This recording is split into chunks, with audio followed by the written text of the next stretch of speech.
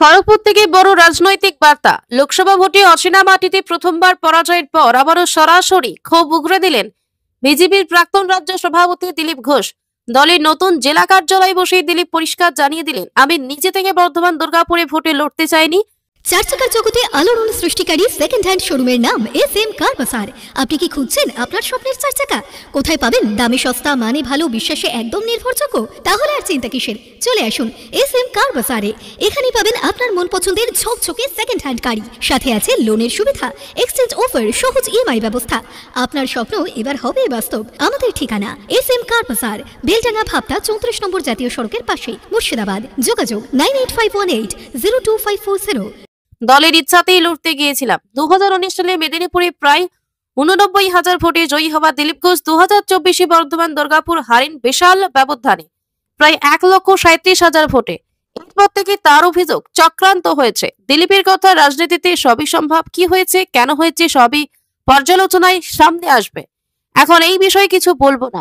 এর মধ্যে এক্সে অটল বিহারী বাজপেয়ীর একটি মন্তব্য পোস্ট করে দলীয় রাজনীতিতে আদিনব্য বিতর্ককে নতুন করে উস্কে দিলেন তিনি। উক্তিতে লেখা, দলের পুরনো একজন কর্মীকে ভাঙতে দেবে না, প্রয়োজনে নতুন 10 জন আলাদা হয়ে যাক, কারণ পুরনো কর্মীরাই বিজয়ের গ্যারান্টি। দিলীপের দাবি, এই মন্তব্য আজও সমান সময় উপযোগী। তবে অভিমানের মাঝেও দিলীপ জানিয়ে দিলেন, দল যদি নির্দেশ দেয় আবারও ভোটে লড়বো। আপাতত একজন কর্মী হিসেবেই দলের পাশে থাকবো। Bureau report, Bartabahi news. আমাদের মেদিনীপুর সাংগঠনিক জেলার পার্টির অফিস হিসাবে মেদিনীপুরে এই খড়গপুরেতে যে ভাড়ানো হয়েছে অফিস, এখন উদ্বোধন হয়নি। সেই অফিসটা আমরা একটু দেখতে এসেছিলাম, ব্যবস্থা এখানকার ঠিকঠাক হচ্ছে। দাদা, আপনারও ছবি নেই এখানে? আমি কোনো পদাধিকারী নেই যে আমার ছবি থাকবে। দাদা, খড়গপুর শহরে বিজেপি কর্মী সমর্থক মধ্যে একটা বিভ্রান্তি তৈরি হয়েছে। আগামী দিনে তো নির্বাচন আছে, হিরণকে সমর্থন করবে না আপনাকে সমর্থন করবে, এই নিয়ে একটা না, হিরণ আমাদের এখানকার সিটিং MLA আছে। এখন যতদিন ইলেকশন হচ্ছে, ইলেকশনে কে ক্যান্ডিডেট হবে সেটা তো পার্লামেন্টারি বোর্ড ঠিক করবে। খালি খড়গপুর নয়, সারা পশ্চিমবাংলায় 294টা বিধানসভায় ক্যান্ডিডেট, দিল্লিতে পার্লামেন্টারি বোর্ড আছে, আর এখানকার প্রেসিডেন্ট আদি যারা আছেন তারা ঠিক করবে। তো যখন নির্বাচন আসবে, নাম ঘোষণা হবে যে ক্যান্ডিডেট, তার জন্য পুরো পার্টি লড়াই করবে। আপনি কি আশাবাদী টিকিট পাবেন বলে? আমি কোনোদিন টিকিট পাওয়ার জন্য কাউকে বলিনি, টিকিট চাইনি। পার্টি আমাকে দুবার আমার ইচ্ছায় টিকিট দিয়েছে, দ্বিতীয়বার আমার ইচ্ছার বিরুদ্ধে টিকিট দিয়েছে। তো আমি সেবার লড়তেও চাইনি, কিন্তু পার্টি বলেছে লড়তে, আমি লড়েছি। তো সেই জন্য পার্টি যদি আমাকে বলে যে ইলেকশন লড়ো, তো আমি লড়বো। কারণ আমি তো প্রথম থেকে ইলেকশন করতে আসিনি, আমি সংগঠন করতে এসেছিলাম। আজকে বাংলায় সংগঠন দাঁড়িয়েছে। যদি পার্টি টিকিট না দেয় কি করবে? দেবে না। আমি গতবারই বলেছিলাম আমি ইলেকশন লড়বো না। তো পার্টির ডিসিশন পার্টির কাছে। আমি একজন সাধারণ কর্মী হিসেবে পার্টিতে কাজ করছি। আগামী দিনে করবেন? আগামী দিনে করছি। যতদিন রাজনীতি করার ইচ্ছা হবে করবো, বা প্রয়োজন থাকলে। তারপর সারা জীবন তো কেউ রাজনীতি করে না। প্রার্থীদের পুলিশ জোর করে তুলে দিল, আবার আন্দোলন দিল। এখন চাকরি প্রার্থীদের যে সমস্যা, সেটা সমাধান করার কেউ করছে না চেষ্টা। কারণ কি, পার্টি যুক্ত, বহু লোক তার সঙ্গে যুক্ত আছে। তো সেই জন্য জিনিসটাকে ঝুলিয়েই রাখা হবে, কিন্তু তাদের যে ভবিষ্যৎ সেটাও ঝুলে আছে। তারা আন্দোলন করতে বাধ্য হচ্ছেন। দ্বিতীয়বার যে আবার পরীক্ষা নেওয়া হয়েছে, সেটাও দেখা যাচ্ছে যারা সত্যি সত্যি চাকরি পেয়েছিলেন পরীক্ষা দিয়ে, তারা চান্সই পাচ্ছেন। আবার অন্য লোক তার মধ্যে ডাক পাচ্ছে, ঢুকে যাচ্ছে। পুরো ব্যাপারটাই এখন গোলমেলে। কেননা এটা এই সরকার সমাধান করবে না, করতে চায়ও না, আর এইভাবে চলবে।